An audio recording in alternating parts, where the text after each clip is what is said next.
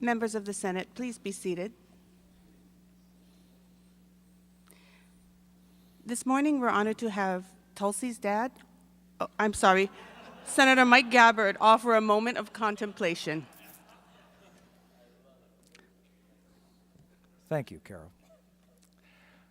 Aloha mai kako.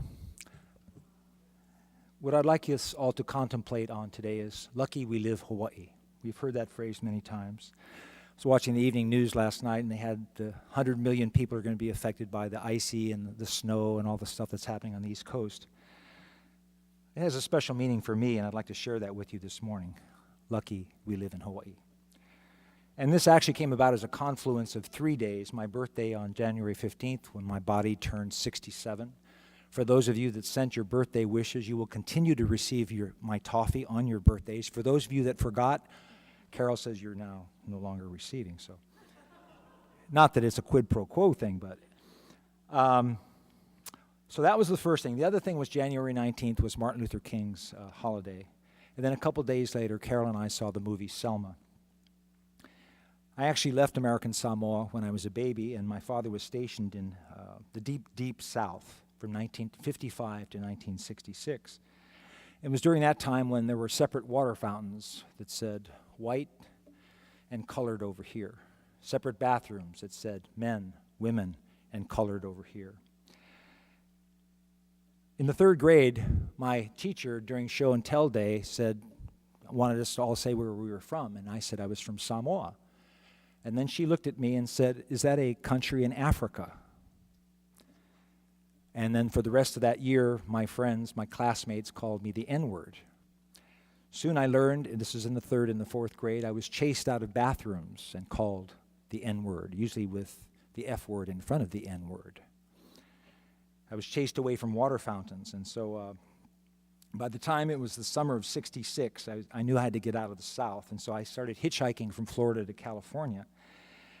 I had my guitar, and I was singing at bars and clubs to pay for my way out there, and I was in Louisiana in a town, and it was on a Sunday afternoon, and I looked across, busy intersection.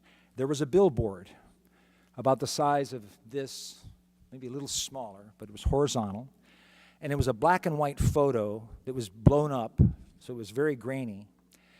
And at the top of the billboard it said, "Martin Luther King Jr. at Communist Training School." And then around Martin Luther King's head was a bullseye, a red with red paint. So I'm standing there with my guitar, with my thumb out, and I was thinking, oh my God, what am I doing here now? I made it out to California, and before that, actually, 2 years later, by the way, is when Martin Luther King Jr. was assassinated, April of 1968. After graduating, I went down to Samoa. In 1971, I was teaching English, and then I got a job opportunity to be the head tennis pro out at Kuilima, actually Turtle Bay. Back then, it was known as the Kuilima Hyatt. And it was during that time, that 6-month period that I was here, that I began to experience what Hawaii is all about. And I began to experience lucky we live Hawaii. I was amazed at the many different ethnicities and the races and everybody you could think of. Filipinos, Japanese, Chinese, Samoans, Hawaiian, everybody just kind of, I'd go to the shopping centers at Pearl Ridge or Ala Moana, and I'd just sit there for hours looking at the people just saying, wow, this is incredible. So we went back to Samoa after 6 months, and it took us about 5 years to come back here. Sold our home and moved back in 1983. So ever since then, I count my blessings every day, and I'm very grateful and, yes, lucky that we live in Hawaii. Mahalo ke akua me ke aloha.